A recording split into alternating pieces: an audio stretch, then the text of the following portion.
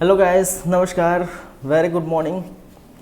आप सभी का एक बार फिर से वेलकम है, फिर से स्वागत है। आप देख रहे हैं हमारा यूट्यूब चैनल सीजी कॉम्पिटिटर्स। और आज हम देखने वाले हैं सहकारिता अधिनियम एवं बैंकिंग संबंधी क्लास, और इस क्लास में रहेगा एमसीक्यू। तो एमसीक्यू का सिलसिला आज से स्टार्ट है, ठीक है। तो 8-10 एमसीक्यूज आपको देखने को मिलेंगे इससे संबंधित। चलिए, ठीक है,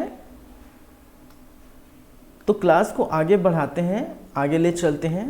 देखिए, छत्तीसगढ़ राज्य सहकारी बैंक भर्ती परीक्षक 2023 से, ठीक है, और इसका एमसीक्यू हम देखने वाले हैं। चलिए,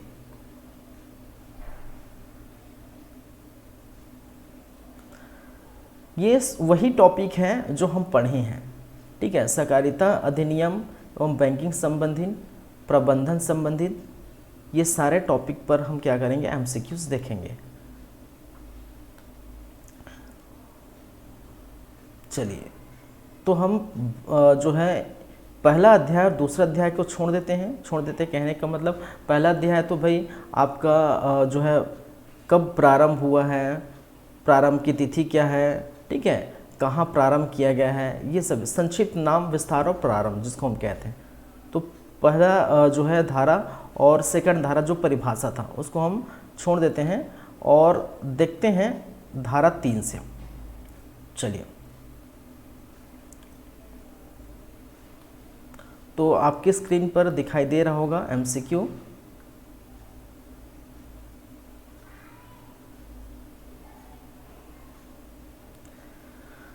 चलिए, फर्स्ट क्वेश्चन आपकी स्क्रीन पर देख पा रहे होंगे।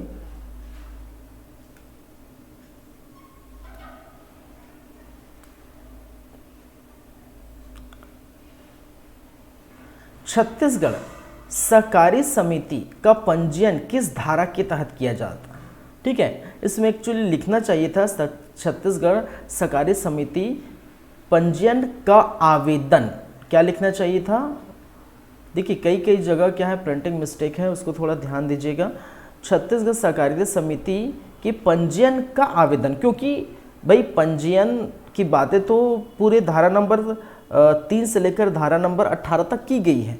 पंजीयन के लिए आवेदन कब कर सकते हैं, पंजीकृत कब कर सकते हैं, वगैरह वगैरह, ठीक है। लेकिन एक्चुअल में इसको लिखना चाहिए था छत्तीसगढ़ सहकारिता समिति का पंजीयन किस, ठीक है, पंजीयन का आवेदन किस धारा के तहत किया जा सकता है, ठीक है। तो आपके ऑप्शन क्या है, ऑप्शन अ है धारा 3 के तहत, ऑप्शन ब है धारा 7, ऑप्शन स है धारा 9, ऑप्शन द है धारा 10। तो किस धारा के अंदर किया जाएगा भाई, धारा नंबर 7 हम पढ़े हैं, ठीक है, धारा नंबर 7 के तहत किया जाएगा आवेदन। चलिए, तो ये ध्यान रखिए। देखिए, ये हमारे ही जो है आप देख पाएंगे सीजी कॉम्पिटिटर्स, ठीक है, सीजी कॉम्पिटिटर्स का ही क्या है, ये बुक है। और बुक आप देख सकते हैं सदर बाजार रोड, जो सुरेश बुक डिपो है, सुरेश बुक डिपो,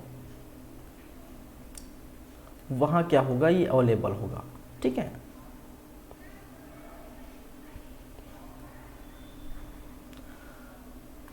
चलिए, तो फर्स्ट क्वेश्चन आपको समझ में आ गया है। चलिए, बातें करते हैं सेकंड क्वेश्चन की।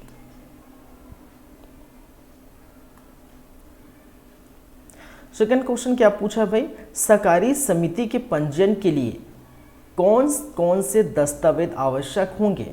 सहकारी समिति के दस्तावेज, पंजीयन जब कराएंगे, ठीक है, तो किस किस दस्तावेज की जरूरत पड़ती है। ऑप्शन ए है आवेदन पत्र, समिति के उद्देश्य, विवरण, सदस्यों की सूची, ठीक है। ऑप्शन नंबर ब है पासपोर्ट, पैन कार्ड, आधार कार्ड, रोजगार, ठीक है। ऑप्शन स है रोजगार प्रमाण पत्र, जन्म प्रमाण पत्र, वीज़ा कार्ड। ऑप्शन द है कोई दस्तावेज की आवश्यकता नहीं होती, ठीक है। तो 2 का आंसर क्या होगा भाई, आवेदन पत्र, समिति के उद्देश्य का वितरण, ठीक है, विवरण, सदस्यों की सूची। यहाँ पर आंसर दी गई हुई है, ठीक है, ये आंसर यहाँ पर दिया हुआ है, तो यहाँ ये देख सकते हैं।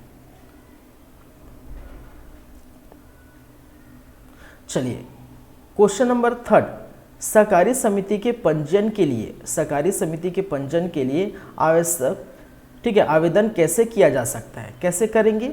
ऑप्शन अ है इंटरनेट के माध्यम से करेंगे, ब है स्वीकृत रजिस्टर के पास व्यक्तिगत रूप से करेंगे, स है सहकारी दफ्तर में जाकर करेंगे, द है दर्जी के पास जाकर करेंगे। भाई दर्जी के पास थोड़ी जाएंगे, ठीक है, सिंपल सा है, लॉजिक है।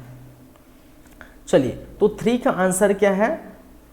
सहकारी दफ्तर में जाकर हम क्या करेंगे? पंजीयन करेंगे। नेक्स्ट क्वेश्चन नंबर 4, सहकारी समिति के पंजीयन के लिए आवेदन किस फॉर्म में किया जाता है? ऑप्शन ए है, ठीक है, फॉर्म ए, बी है फॉर्म बी, सी है फॉर्म सी और डी है फॉर्म डी। तो याद रखिए किस फॉर्म ए। आंसर क्या होगा? फॉर्म ए। क्लियर है बातें? नेक्स्ट क्वेश्चन नंबर 5, सहकारी समिति के पंजीयन के बाद प्रति कौन सा दस्तावेज समिति को प्रमाणित होता है? ठीक है, सहकारी समिति के पंजीयन के बाद कौन सी प्रति दस्तावेज समिति को प्रमाणित करती है? तो ऑप्शन ए है जो है प्रमाणीकर्ता, जो प्रमाणीकरण प्रमाण पत्र, बी है टैक्स सर्टिफिकेट, सी है वाहन पंजीयन प्रमाण पत्र, सी पासपोर्ट। तो ये तो बस अदा तो इसके नज़दीक भी नहीं है भाई, ठीक है, तो क्या लगाएंगे? आंसर क्या होगा? पंजीयन प्रमाण पत्र। ठीक है, क्या देते हैं? हम पहले ही बता चुके हैं भाई कि रजिस्ट्रार क्या देता है आपको? पंजीयन प्रमाण पत्र देता है। ठीक है, कि भाई साहब आपका पंजीयन हो गया है, आपकी समिति का पंजीयन हो गया है। नेक्स्ट क्वेश्चन 6, सहकारी समिति के पंजीयन के लिए किसकी सहायता की आवश्यकता होती है भाई? सदस्य, सरकार, option C registrar, option D प्राधिकृत लेखा परीक्षा अधिकारी। ठीक है, तो किसकी आवश्यकता होगी? कौन करेगा? तो जाहिर सी बात है कौन करेगा? रजिस्ट्रार ही करेगा। हम जानते हैं, पहले से पढ़ चुके हैं, पंजीयन कौन करता है? रजिस्ट्रार करता है। चलिए नेक्स्ट क्वेश्चन, सरकारी समितियों का पंजीयन किन धाराओं के नहीं किया जा सकता? सरकारी समितियों का पंजीयन किन धारा के अधीन नहीं किया जा सकता? तो धारा 3, 2, 9, ठीक है, किन के अधीन नहीं किया जा सकता भाई? किन के अधीन नहीं किया जा सकता? ऑप्शन द उपरोक्त में कोई नहीं। तो याद रखिए उपरोक्त में कोई नहीं, क्योंकि सरकारी समिति के पंजीयन की बातें धारा नंबर 3 से लेकर धारा नंबर 18 तक है, और ये मैं बता चुका हूँ, हम पढ़े थे। धारा नंबर 1 क्या था? संक्षिप्त नाम, विस्तार और प्रारंभ की तिथि, धारा नंबर 1। धारा नंबर 2 क्या था? परिभाषा दी गई थी। ठीक है, बहुत सारी परिभाषा हम देखे थे। और धारा नंबर 3 से धारा नंबर 18 तक जो बातें हैं वो पंजीयन की हैं। तो पंजीयन से संबंधित बातें, ठीक है, इसमें है तो 2, 3 और 9 है, उपरोक्त में कोई नहीं आएगा इसका आंसर। ठीक है, याद रखेंगे। नेक्स्ट क्वेश्चन, 8वां क्वेश्चन, सरकारी समितियों का पंजीयन कौन कौन से अधिकारियों द्वारा नियुक्त किए जा सकते हैं? अ केवल रजिस्ट्रार द्वारा, ठीक है, 8वां क्वेश्चन, अ केवल रजिस्ट्रार द्वारा, ब लेखा परीक्षा अधिकारी द्वारा, स वरिष्ठ सहकारी निरीक्षक द्वारा, द लेखा परीक्षा अधिकारी और वरिष्ठ निरीक्षक द्वारा। ठीक है, तो 8वें का आंसर क्या है भाई?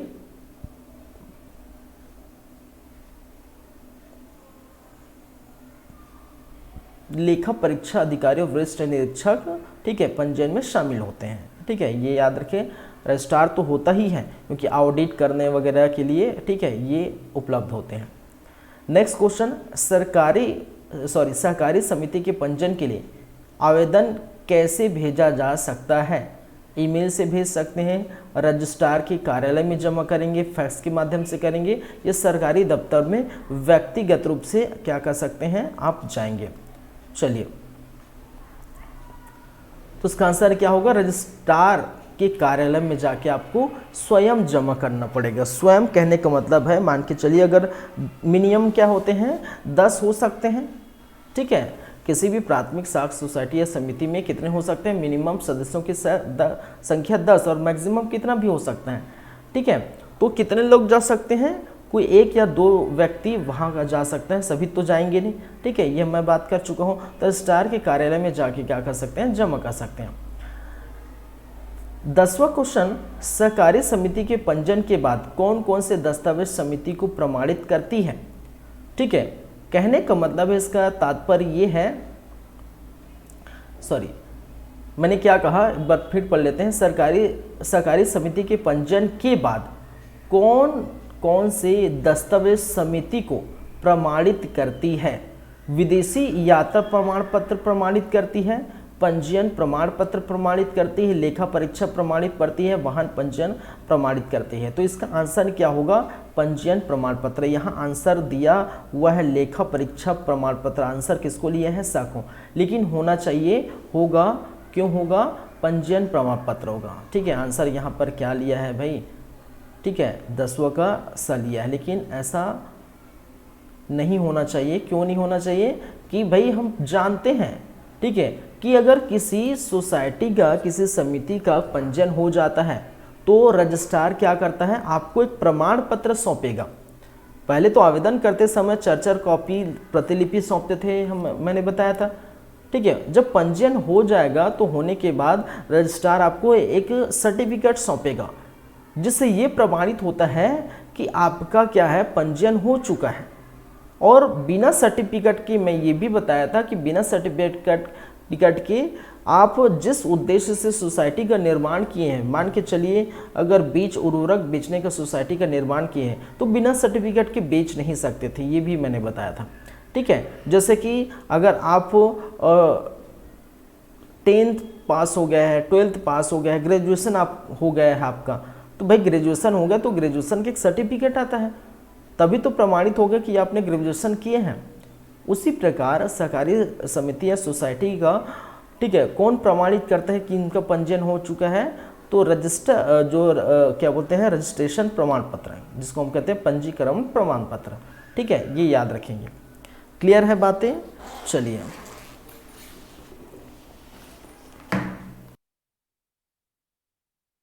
देख सकते हैं सारी बातें।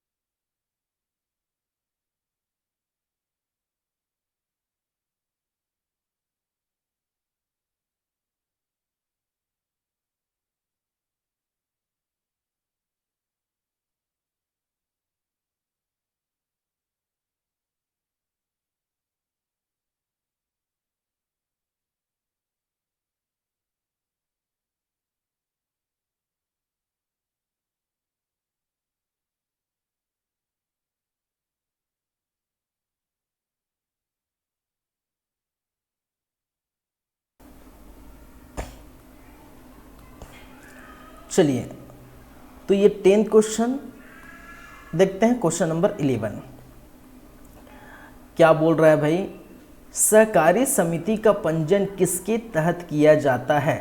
ठीक है, सहकारी समिति का पंजीयन किसके तहत किया जाता है। ऑप्शन ए है ग्राम पंचायत, बी है जिला प्रशासन, सी है राज्य सरकार, और द है, कहने का मतलब है अब द है सहकारी विभाग। ठीक है, तो सहकारिता जो सहकारी समिति का पंजीयन सहकारी विभाग के जो registrar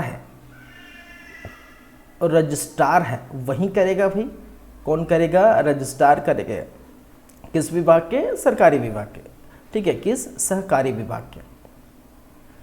next question, question number 12 क्या पूछा है कि सहकारी समिति के पंजीयन के लिए कितने सदस्यों की आवश्यकता होती है।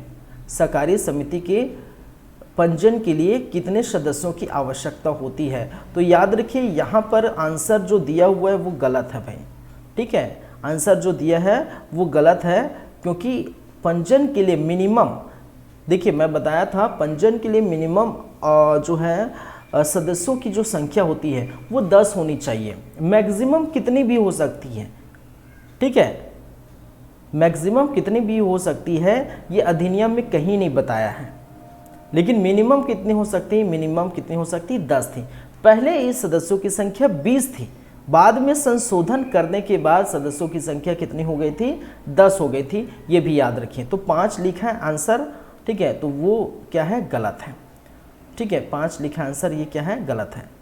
चलिए, सहकारी समिति के पंजीयन के लिए कितने रुपये की मौद्रिक मूल्य की आवश्यकता होती है, ठीक है, तो कितनी होगी भाई साहब, 100 रुपये, 500, 1000 रुपये, 5000 रुपये, तो कितनी है, 500 रुपये, ठीक है। नेक्स्ट क्वेश्चन, क्वेश्चन नंबर 14, सहकारी समिति का पंजीयन कितने साल के लिए होता है, सहकारी समिति का पंजीयन कितने साल के लिए होता है। ऑप्शन अ है 5 साल, ब है 10 साल, ठीक है, स है 15 साल, जो है समय सीमा नहीं होती, ठीक है, याद रखिए, ठीक है, याद रखिए, समय सीमा नहीं होती, ठीक है, कोई समय सीमा, ठीक है, नहीं होती।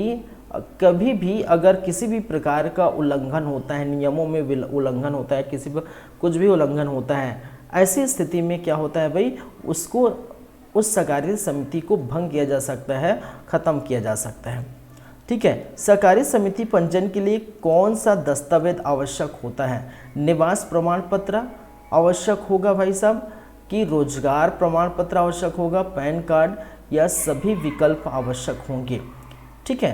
तो याद रखिए, सभी चाहिए, रोजगार प्रमाण पत्र चाहिए, पैन कार्ड चाहिए, और निवास प्रमाण पत्र कहाँ के निवासी है।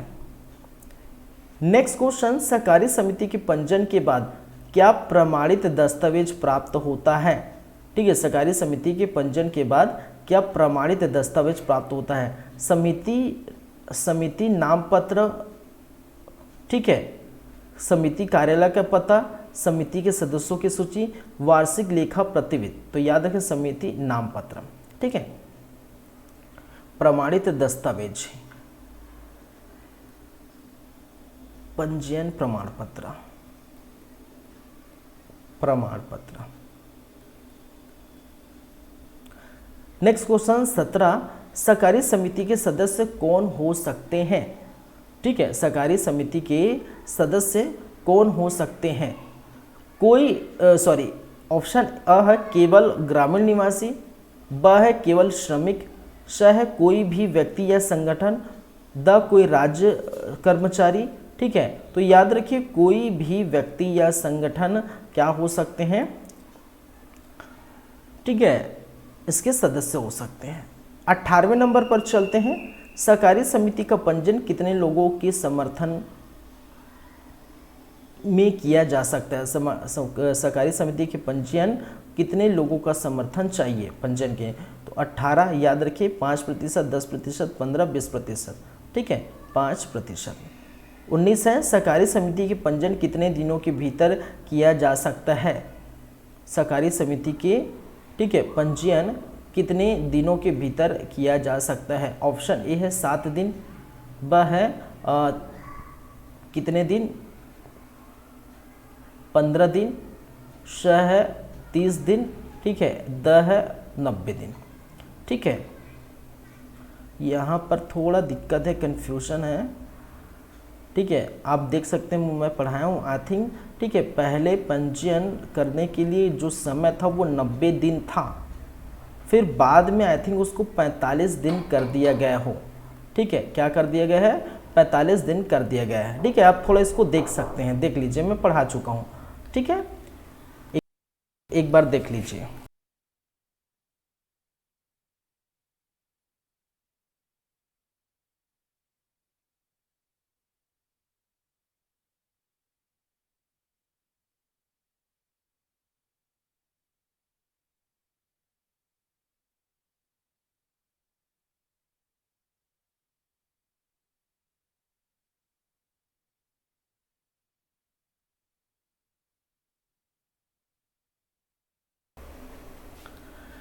चलिए, तो कई जगह शायद ये प्रिंटिंग मिस्टेक है भाई, ये थोड़ा देखिए, ध्यान दीजिए, ठीक है। आई थिंक ये है 30 दिन, मुझे ख्याल नहीं आ रहा है क्योंकि इतने सारे मैंने डेट्स बताए हैं, ठीक है। 30 दिन भी बताया, पहले एक चीज़ 90 दिन था, उसको 45 दिन हुआ था, ठीक है। फिर मैंने 30 दिन, 15 दिन ये भी बताया कि 15 दिन में आप अपील कर सकते हैं, ठीक है। तो इस प्रकार से चीज़ें थी। शायद आई थिंक 30 दिन है या 30 दिन हो है या 45 दिन है, इसको थोड़ा देख लीजिए। ठीक है, मुझे भी थोड़ा अभी डाउट है क्योंकि मैं बहुत दिन से भी देखा नहीं हूँ। ठीक है, चलिए। सहकारी समिति के पंजीयन के बाद समिति का प्रबंधन कौन करता है भाई साहब? ऑप्शन अ है ग्राम पंचायत करेगा, ऑप्शन ब है समिति के सदस्य करेगा, ऑप्शन स है सहकारी समिति के प्रबंधन करेगा या जिला प्रशासन। तो प्रबंधन या मैनेजमेंट कौन करेगा? ठीक है, सहकारी समिति का प्रबंधन सहकारी समिति प्रबंधक करेगा। ठीक है, उसको एक प्रबंधक नियुक्त किया जाएगा मैनेजमेंट के लिए। ठीक है, वो करेंगे। चलिए, तो ये थे 20 क्वेश्चंस किससे संबंधित? रजिस्ट्रेशन से, पंजीयन से संबंधित कितने थे? 20 क्वेश्चन थे। तो ये आप देख लीजिए। चलिए, अब अल्पकालीन सहकारी साख संरचना से संबंधित, ठीक है, कितने क्वेश्चन? 20 क्वेश्चन फिर से हम देखेंगे।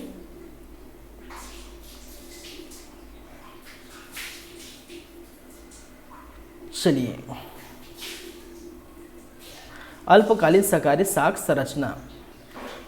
फर्स्ट क्वेश्चन है, छत्तीसगढ़ में कृषि साख सहकारी संस्थाएं किन द्वारा पंजीकृत की होती है?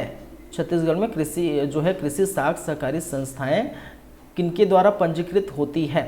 जिला इकाइयों द्वारा, ठीक है, आपके छत्तीसगढ़ राज्य सहकारी विपणन द्वारा, कृषक सदस्यों द्वारा, सरकार द्वारा। तो याद रखिए जिला इकाइयों द्वारा। नेक्स्ट क्वेश्चन है, कृषकों को कौन सी सामग्री अल्पकालीन सहकारी समिति द्वारा दी जाती है? खाद और बीज, ठीक है, ऑप्शन ए, ऑप्शन बी उर्वरक, ऑप्शन सी उन्नत बीज, ऑप्शन डी धान। तो कौन सी है भाई? ऑप्शन अ खाद और बीज। नेक्स्ट क्वेश्चन, छत्तीसगढ़ में किसके द्वारा कृषकों को उपार्जित धान का समर्थन मूल्य प्रदान किया जाता है? ऑप्शन ए विपणन संघ द्वारा, ऑप्शन बी प्राथमिक साख समिति द्वारा, ऑप्शन सी केंद्रीय सहकारी बैंक द्वारा, ऑप्शन डी या द, ठीक है, नागरिक सहकारी बैंक द्वारा। तो किसके द्वारा दी जाती है भाई? थर्ड का ब है प्राथमिक सहकारी समिति द्वारा। फोर्थ की बात करते हैं। नेक्स्ट क्वेश्चन, फोर्थ क्वेश्चन, कृषि साख सहकारी समिति द्वारा कौन सी सेवा उपलब्ध की जाती है? ऑप्शन ए है ऋण प्रदान की जाती है, बी है सामग्री खरीद दी जाती है, ठीक है, ऋण प्रदान की जाती है, सार्वजनिक वितरण की जाती है, सभी विकल्प किए जाते। तो याद रखिए सभी विकल्प सही हैं। ठीक है, ऋण प्रदान, सामग्री खरीदी और सार्वजनिक वितरण ये सभी की जाती हैं। नेक्स्ट क्वेश्चन, साख संरचना विपणन क्षेत्र में कौन सा संगठन कार्य करता है और कृषकों को खाद और बीज आदि की आपूर्ति करता है? ठीक है, ऑप्शन ए विपणन संघ, ऑप्शन बी भूमि साख सहकारी समिति, सी उर्वरक कंपनियां, डी सहकारी कंपनी। ठीक है, तो कौन है भाई?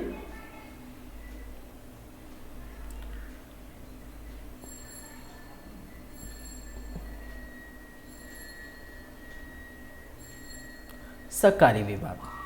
ठीक है, नेक्स्ट क्वेश्चन, कौन सा संगठन छत्तीसगढ़ में विपणन कार्य को संचालित करती है? ठीक है, ऑप्शन ए जिला इकाई, बी ग्राम पंचायत, सी राज्य सरकार और द सहकारी समिति। तो कौन सा है भाई? जिला इकाई, याद रखेंगे। सातवां, विपणन संघ का क्या कार्य रहता है? खाद और बीज की उपलब्धि कराना रहता है, ठीक है, उर्वरक की आपूर्ति कराना रहता है, खेती संबंधित माल की खरीदी, खेती विपणन संघ खेती संबंधित माल की खरीदी, सभी विकल्प। ठीक है, तो सभी विकल्प यहाँ पर सही है।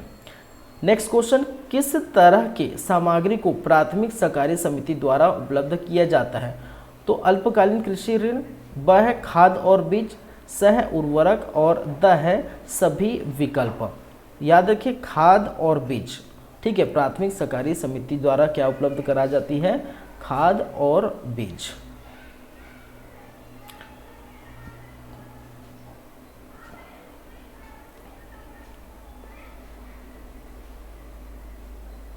नाइन्थ है, 9वां है, कृषि साख समिति किनके लिए ऋण प्रदान करती है? साख संरचना विपणन क्षेत्र, गांव के नेता या सभी किसानों के लिए, कोई भी, ठीक है, किनके लिए ऋण प्रदान करती है? ठीक है, तो याद रखिए 9वां का है साख संरचना विपणन क्षेत्र।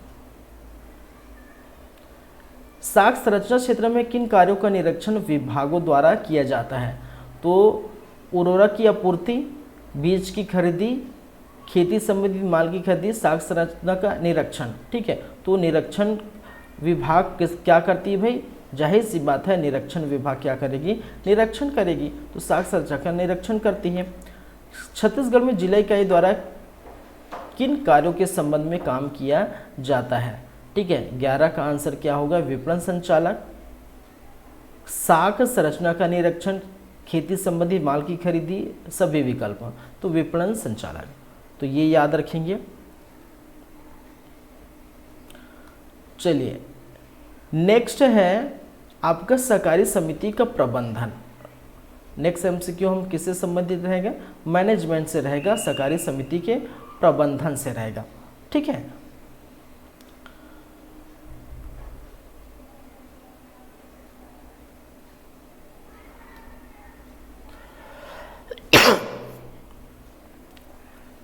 चलिए यहाँ फर्स्ट क्वेश्चन है, सोसाइटी के पंजीयन के लिए पहला हस्ताक्षरकर्ता कितने समय के भीतर आम बैठक बुला सकता है? ठीक है, याद रखिए ऑप्शन ए है 1 महीना, बी है 2 महीना, सी है 3 महीना और डी है 6 महीने। तो कितने में है? 3 महीने। कितने महीने? 3 महीने, ये याद रखेंगे। सेकेंड है, सोसाइटी के सदस्यों की संख्या 250 से कम होने पर आम बैठक की सूचना किस तरह भेजी जाती है? ईमेल से, पोस्ट या हाथों से डिलीवरी करना, फैक्स से, टेलीफोन कॉल से। तो याद रखिए पोस्ट, ठीक है, पोस्ट ऑफिस से पोस्ट कर देंगे या डिलीवरी करा देंगे। ठीक है, थर्ड है, तीसरा है, अगर किसी सोसाइटी के सदस्यों की संख्या 250 से अधिक है, या 250 से कम था, 250 से अधिक है, तो आम बैठक की सूचना के अलावा कौन सा माध्यम उपयोग किया जाएगा? कौन सा माध्यम उपयोग किया जाएगा भाई? रेडियो विज्ञापन, स्थानीय हिंदी समाचार पत्रिका, ठीक है, टेलीफोन एप्लीकेशन, वेबसाइट अपडेट। तो याद रखिए स्थानीय हिंदी समाचार पत्रिका। 3 का बा। 4 है, एक विशेष आम बैठक को कौन बुला सकता है? एक विशेष आम बैठक को कौन बुला सकता है? ऑप्शन अ, सोसाइटी का अध्यक्ष बुला सकता है, सोसाइटी के सचिव बुला सकते हैं, सोसाइटी के उपनिधियों या उसके तहत अधिकृत किसी अन्य अधिकारी या सोसाइटी के अधिकारी द्वारा। ठीक है, तो किनके द्वारा बुला सकते हैं भाई? सोसाइटी के उपनिधि या उनके तहत अधिकृत जो अधिकारी होंगे उनके द्वारा क्या किया जाएगा? बुलाया जाएगा। नेक्स्ट क्वेश्चन, एक विशेष आम बैठक के अध्यक्ष का चयन कौन करता है? फिफ्थ क्या है? कौन करता है? सोसाइटी के सदस्यों के माध्यम से होती है। Option A, option B registrar करता है। सब विशेष आम बैठक के सभी सदस्यों के सामान्य वोट द्वारा, या द सोसाइटी के प्रमुख खांचित सदस्य द्वारा। तो किनके द्वारा की जाती है भाई? सोसाइटी के सदस्य के माध्यम से ये होता है। ठीक है, चलिए छठा, सामान्य बैठक में मतदान किस तरह किया जा सकता है? लिखित मतदान होते हैं कि मौखिक मतदान होते हैं कि हाथ उठाकर मतदान करते हैं कि इलेक्ट्रॉनिक मतदान होते हैं? ठीक है, तो याद रखिए हाथ उठाकर क्या करते हैं? अपना मतदान देते हैं कि हम इनके पक्ष में हैं या हम इनके विपक्ष में हैं, जो भी है। 7 क्वेश्चन, सामान्य बैठक के लिए कोरम कितने सदस्यों की संख्या होनी चाहिए? ठीक है, तो कोरम का मतलब आप जानते हैं, कोरम का मतलब जानते हैं। ठीक है, कोरम का मतलब होता है कि उतने सदस्य होने चाहिए। ठीक है, बैठक के लिए एक बैठक के लिए एक क्या होती है? कोरम होती है कि इतने सदस्य होने चाहिए, इससे कम होगा तो बैठक पूर्ण नहीं होगा, इसको हम कहते हैं कोरम। तो कोरम के लिए आवश्यक कुल सदस्यों की संख्या कितनी होनी चाहिए? ऑप्शन अ है 5, ब है 10, स है 15 और द है क्या है 20। तो कितनी होनी चाहिए भाई? कितनी? 10। नेक्स्ट क्वेश्चन, सामान्य बैठक की कार्यवाही का कौन से 10 सदस्यों द्वारा मतदान किया जा सकता है? सामान्य बैठक की कार्यवाही का कौन से 10 सदस्यों द्वारा मतदान किया जाता है? ठीक है, कौन से? सभी सदस्यों द्वारा। ठीक है, ऑप्शन क्या है आपका? सभी सदस्यों द्वारा। ऑप्शन ब है केवल उपस्थित सदस्यों द्वारा, स है केवल सोसाइटी के अधिकारी द्वारा, और द है कोरम सदस्यों द्वारा। तो किनके द्वारा भाई? सभी सदस्यों द्वारा क्या की जाएगी? मतदान की कार्यवाही की जाएगी। ठीक है, क्लियर है बातें? नेक्स्ट क्वेश्चन 9, सामान्य बैठक की कार्यवाही का क्या प्रमाण होता है? ठीक है, सामान्य बैठक हो गया है, उसकी कार्यवाही का क्या प्रमाण होता है? ऑप्शन ए है अन्य सदस्यों की बहुमत द्वारा की जाएगी। ऑप्शन ब बैठक के अध्यक्ष द्वारा हस्तांतरित कार्यवृत्त किया जाएगा। सोसाइटी के सचिव एवं हस्तांतरित कार्यवृत्त किया जाएगा। रजिस्ट्रार द्वारा हस्तांतरित कार्यवृत्त किया जाएगा। ठीक है, तो क्या है भाई? बैठक के अध्यक्ष द्वारा हस्तांतरित कार्यवृत्त किया जाएगा, ये याद रखेंगे। नेक्स्ट क्वेश्चन 10वां क्वेश्चन, सामान्य बैठक में मतदान करने वाले सदस्यों का वोट किसके अनुसार होता है? ठीक है, सोसाइटी के अध्यक्ष के अनुसार होता है, सभी सदस्यों के बहुमत के अनुसार होगा, कोरम सदस्यों के अनुसार होगा, सोसाइटी के सचिव के अनुसार होगा। ठीक है, तो कोरम सदस्यों के अनुसार होगा, ये याद रखेंगे। चलिए फिर नेक्स्ट हम बात करेंगे 11वें क्वेश्चन से। क्वेश्चन नंबर 11 क्या है? सहकारी समिति का प्रबंधन किसके द्वारा किया जाता है? सरकार द्वारा किया जाता है। ठीक है, ऑप्शन अ है, ऑप्शन ब है ग्राम पंचायत द्वारा, ऑप्शन स है किसके द्वारा? समिति के सदस्य द्वारा। ठीक है, सॉरी, द है विद्यालय प्रशासन द्वारा, किसके द्वारा? समिति के सदस्य द्वारा। नेक्स्ट क्वेश्चन, सहकारी समितियों का प्रमुख उद्देश्य क्या होता है भाई? लाभ कमाना होता है। ऑप्शन ए, ऑप्शन बी अपने सदस्यों की हितैषी सेवाएं प्रदान करना होता है। ऑप्शन द निजी कंपनी का प्रबंधन करना होता है, उत्पादन को बढ़ाना होता है। ठीक है, तो याद रखिए अपने सदस्यों के हितैषी सेवा प्रदान करना होता है। ठीक है, चलिए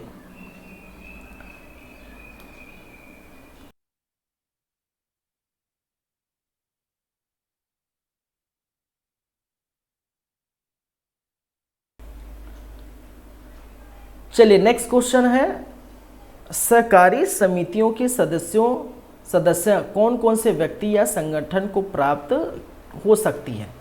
ऑप्शन ए है केवल किसान, केवल व्यापारी। ऑप्शन स है कोई भी व्यक्ति या संगठन, केवल सरकारी कर्मचारी।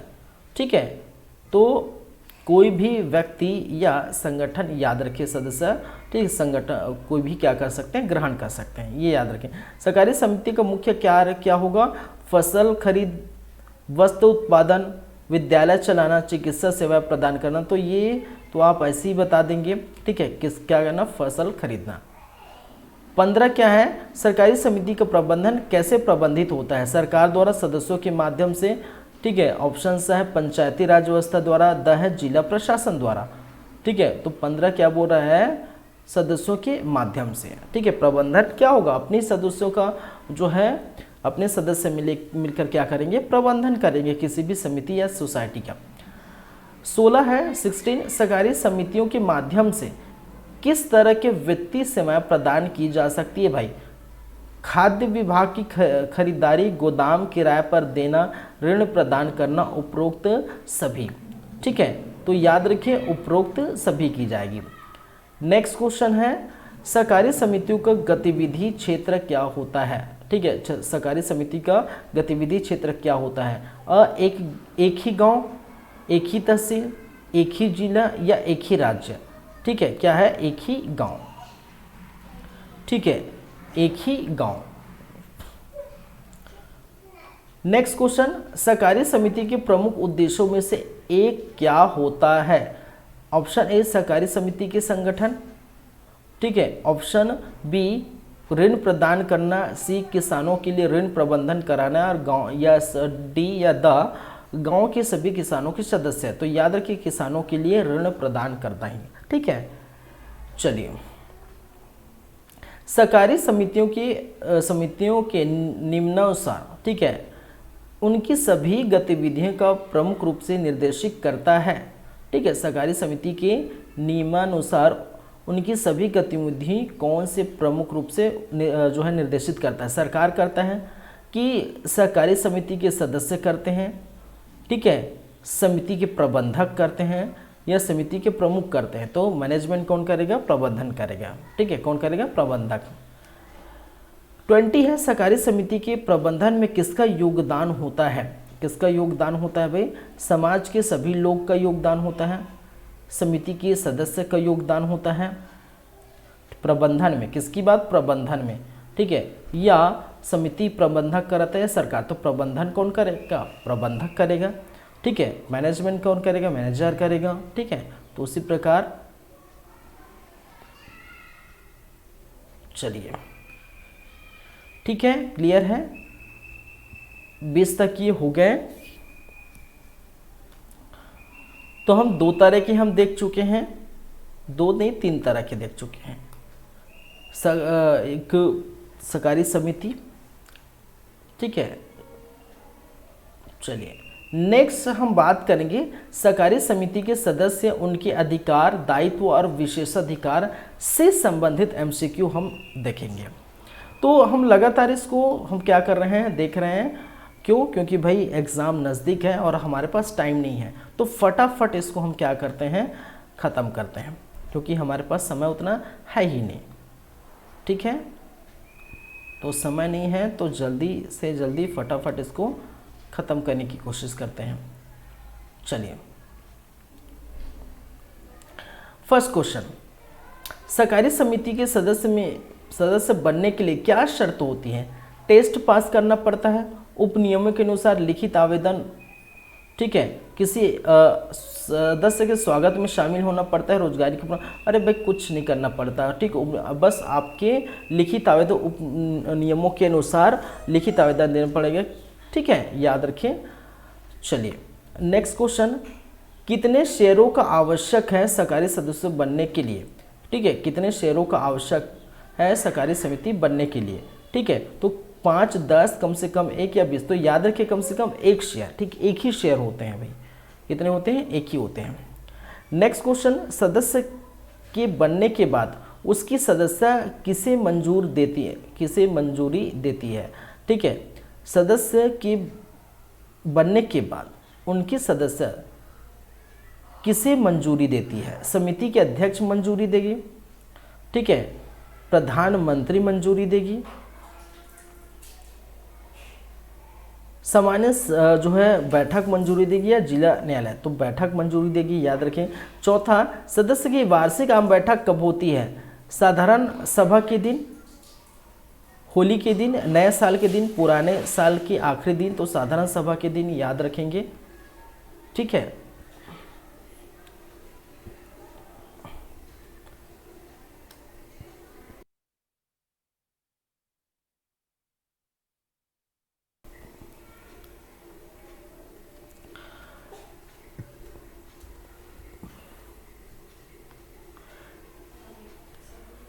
चलिए, फिफ्थ, सदस्य कितने साल तक अपनी सदस्य से हट सकते हैं? कितने साल तक, ठीक है, अपने सदस्य से हट सकते हैं? कब हट सकते हैं? तो कितने साल में हट सकते हैं, कहने का मतलब है। ठीक है, कितने साल? 1 साल तक, 5 साल तक, 2 साल तक, 3 साल तक। कितने साल तक? 3 साल तक। नेक्स्ट क्वेश्चन, सहकारी समिति के पंजीकरण की प्रक्रिया का नियंत्रण किसके पास होता है? प्रधानमंत्री, ग्राम पंचायत सदस्य, सहकारी समिति के रजिस्ट्रार। किसके पास होता है? सहकारी समिति के रजिस्ट्रार के पास। ठीक है, 7वां है, सदस्य को समिति के लाभांश या आय का कितना हिस्सा मिलता है? सदस्य को कितना हिस्सा मिलता है भाई? ठीक है, तो उसका 10% हिस्सा मिलता है, याद रखेंगे। 8वां है, सदस्य के अधिकार और कर्तव्य किसके द्वारा निर्धारित किए जाते हैं? ठीक है, सरकार, उपनियम, सामान्य तरीके की बैठक, न्यायालय। ठीक है, किनके द्वारा निर्धारित की जाती हैं? तो उपनियम द्वारा निर्धारित की जाती हैं। नेक्स्ट क्वेश्चन है, सदस्यता से हटने के लिए सदस्य को कितना नोटिस देना चाहिए? कितने समय के नोटिस दें, 1 महीने के लिए, 3 महीने के लिए, 6 महीने के लिए, ठीक है, 12 महीने के लिए। तो कितने महीने के लिए भाई? 3 महीने के लिए। याद रखिए नोटिस 3 महीने पहले देना पड़ेगा। चलिए, सहकारी समिति की वार्षिक साधारण सभा कब होती है? सोमवार को होती है, बुधवार को होती है, शुक्रवार को होती है, शनिवार को होती है। कब होती है? शनिवार को होती है। चलिए फिर आगे नेक्स्ट क्वेश्चन है, सहकारी समिति के सदस्य कौन हो सकते हैं? केवल किसान, केवल सरकारी कर्मचारी, कोई भी व्यक्ति संगठन या केवल व्यापारी? ठीक है, तो 11वां क्या है? कोई भी व्यक्ति या संगठन हो सकते हैं। 12वां, सहकारी समिति के सदस्यों का प्रमुख उद्देश्य क्या होता है? लाभ कमाना होता है। सहकारी समिति को नीतियों का पालन करना, आर्थिक और सामाजिक सुरक्षा प्रदान करें, सहकारी समिति प्रबंधन में सहयोग करना। ठीक है, तो इसका आंसर क्या होगा? ठीक है, समिति की नीतियों का पालन करना भाई। नेक्स्ट क्वेश्चन है 13 सहकारी समितियों के सदस्यों के कितने प्रकार के अधिकार होते हैं? 1 2 3 4 5 कितने प्रकार के अधिकार मौजूद होते हैं? ये याद रखें, तो 4 प्रकार के अधिकार होते हैं। चलिए 14 क्या लिखा है? सहकारी समिति के सदस्य किस बात का अधिकार रखते हैं? समिति के प्रबंधन को चुनने का अधिकार रखता है। ब, समिति के प्रबंधन को अपनाने का अधिकार रहता है। स, समिति की नीति की निर्धारण करने का अधिकार रहता है। द, समिति की आर्थिक स्थिति का निर्णय करने का अधिकार रहता है। तो क्या क्या अधिकार रहता है? ठीक है, समिति के प्रबंधन को चुनने का अधिकार रहता है। 15 सहकारी समिति के सदस्यों में कितने दायित्व हो सकते हैं? कितने दायित्व हो सकते हैं? तो कितने? 3 दायित्व होते हैं। 16 है सहकारी समिति के सदस्यों का प्रमुख दायित्व क्या होता है? समिति की आर्थिक स्थिति का नियंत्रण करना। ब, समिति के प्रबंधन को चुनना। स, समिति की नीतियों का निर्धारण करना। द, समिति के प्रबंधन को अपनाएं। तो समिति के प्रबंधन को चुनना है। 17 है सहकारी समिति के सदस्य कितने प्रकार के विशेषाधिकार रखते हैं? 1 2 3। ठीक है, कितने प्रकार के रखते हैं? ठीक है, विशेषाधिकार उपरोक्त में कोई नहीं रखते, याद रखिए। 18 है सहकारी समिति के सदस्य कौन कौन से विशेषाधिकार होता है? ठीक है, 18 उपयोग का अधिकार, चुनौती का अधिकार, आवाज देने का अधिकार, उपरोक्त में सभी। सहकारी समिति के सदस्य के अधिकार, दायित्व और विशेषाधिकार किसके द्वारा निर्धारित की जाती है? तो किसके द्वारा निर्धारित की जाती है भाई? याद रखेंगे, समिति के सदस्यों द्वारा निर्धारित की जाती है। ठीक है, और ये अंतिम क्वेश्चन है 20 सहकारी समिति के सदस्यों के विशेषाधिकार का मुख्य उद्देश्य क्या है? सदस्यों के हित की सुनिश्चित करना, सदस्यों के हित को सुनिश्चित करना। दूसरा, या ब, समिति की आर्थिक स्थिति का निर्णय करना। स, समिति के प्रबंधन को अपनाने का। द, समिति की नीतियों को निर्धारण करना। ठीक है, तो 20 का इसका आंसर क्या होगा? क्या होगा? सदस्यों की हित की सुनिश्चित करना। ठीक है, चलिए, तो ये कम 60 से 70 हमने क्वेश्चन क्या किए, कर चुके हैं, देख चुके हैं। ठीक है, चलिए देखिए, संपरीक्षक, जांच, निरीक्षक, कहने का मतलब ऑडिट करना, जांच करना, निरीक्षक करना, पर्यवेक्षक करना। इससे संबंधित एमसीक्यू जो है हम देखेंगे, वो रहेगा आपका नेक्स्ट क्लास में। ये क्लास अभी फिलहाल, ठीक है, इसको यहीं तक रखते हैं, क्योंकि 60-70 एमसीक्यू हम देख चुके हैं। देखेंगे तो एक ही दिन में 200-300 ख़त्म हो जाएगा। ठीक है, तो थोड़ा थोड़ा देखते हैं। 60-70 आज देख चुके हैं, कल भी वही करेंगे, परसों भी ऐसे करके आपका जो है 5-7 दिन ये क्या करेगा, चलेगा। तो एमसीक्यू का सिलसिला जारी रहेगा, एमसीक्यू का सिलसिला चलता रहेगा। ठीक है, लेकिन आज की क्लास यहीं पर रहेगी। ठीक है, चलिए, तो चलिए फिर चलते हैं नेक्स्ट क्लास में, पार्ट 2 लाएंगे एमसीक्यू का, तब आगे बातें करेंगे। ठीक है, संपरीक्षक या जिसको कहते हैं ऑडिट, जांच, निरीक्षक एवं पर्यवेक्षक, इनसे संबंधित एमसीक्यू होंगे और आगे भी होंगे। ठीक है, चलिए, तो thank you guys, thank you class, मिलते हैं, धन्यवाद।